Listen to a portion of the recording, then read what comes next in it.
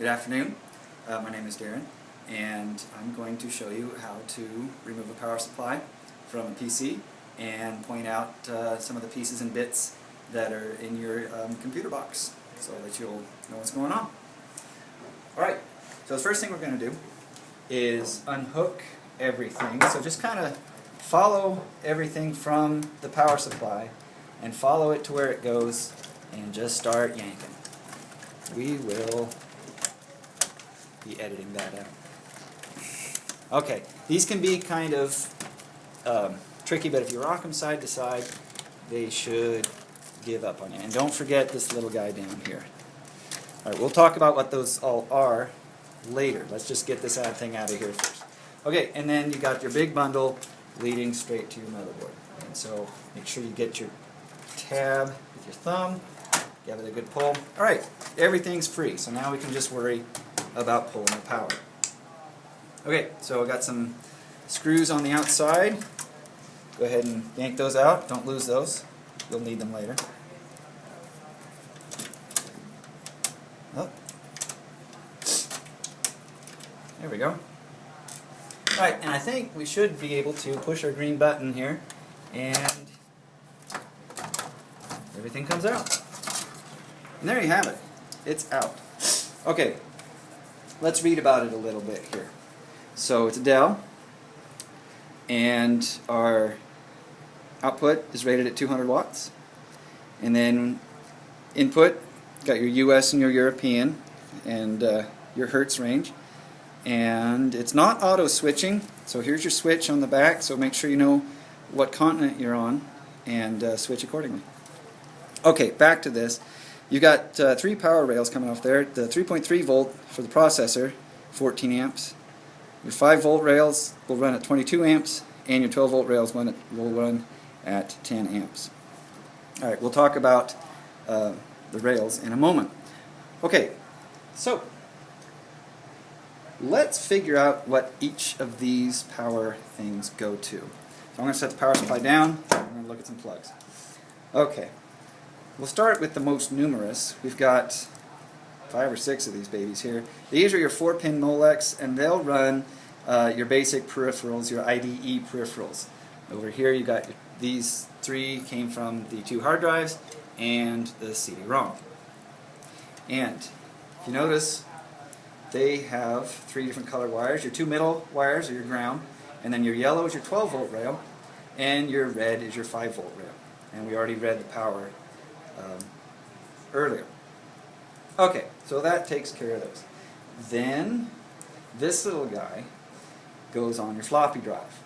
And these are getting more and more rare because computers don't have floppy drives much anymore. But power supplies will still have them for older machines. And again, also 12 and 5 volts running to it as well. Okay, so that's all the peripherals that this power supply has. Okay, this P1 20-pin plugs into your motherboard. And this is an older style connector. Your newer motherboards are 24-pin because they add this optional 4-pin connector. A 24-pin might have these all run together. This, also a pair of 12-volt leads, is not used because this motherboard does not have a processor that needs extra power. So that's all the leads on our power supply. So let's set that bad boy aside for a bit and see if we can't find some components. Okay, now a motherboard has a lot of the same components that you would find in Radio Shack. They just don't look the same. So if you're looking for resistors, transistors, diodes, capacitors, and whatnot, they're going to look a little different on a motherboard. So let's just go hunting and see what we can find. Okay, I'm going to go out on a limb and say that the resistors are marked on the motherboard with an R next to them. And so here's some R's here, and these little guys here might be resistors. Or, let's see, here's some over here. But they're very small, they're integrated, built into the board, and they do what they do. Okay, capacitors, we back up a bit. Capacitors are pretty easy. Anywhere there's large powers, these columns here, these towers here are capacitors, this one here. This whole riser board is full of capacitors, and there's one tucked down over there. Diodes are a little harder to find, but we're going to go with things marked with a D on the board. And let's see, I had one tagged out here earlier. This looks like a diode here. And that one does too. And so does that one. But they're in there. And then transistors. Transistors are 3 leads, and some of them are quite big. These 3 bad boys here, and that one there, those are all transistors. And then the ground. Let's see if we can find one here. Oh, right here, labeled ground here. And so, if you notice, it's labeled on the top, but it's actually connected on the other underside of the board. And so that's grounded to probably the screws that are grounded to the case. And again, that's to dump any shorts away from going back to the power supply and possibly frying your board or your supply, or even you if you're in here working on it. Alright, so that's all the bits. Let's put it back together.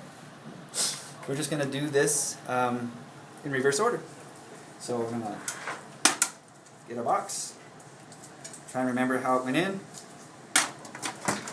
slap it in there, put our screws in,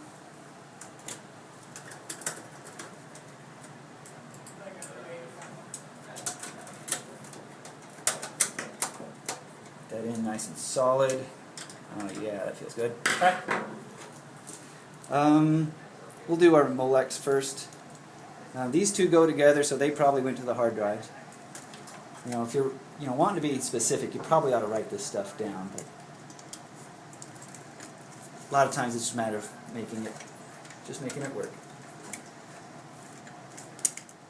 Okay, and we'll flop this bad boy over here. And the floppy's going to be fun. I reached down inside there, but I think we can do it. I got a good picture of that. Oh yeah. Okay. Don't forget the motherboard. Not going very far without it. It snaps down. Listen for the click. These have nice little boots on the end, so you don't accidentally discharge against anything in there. And I believe we are back to square one. Alright. I'm Darren Daly. Thank you very much.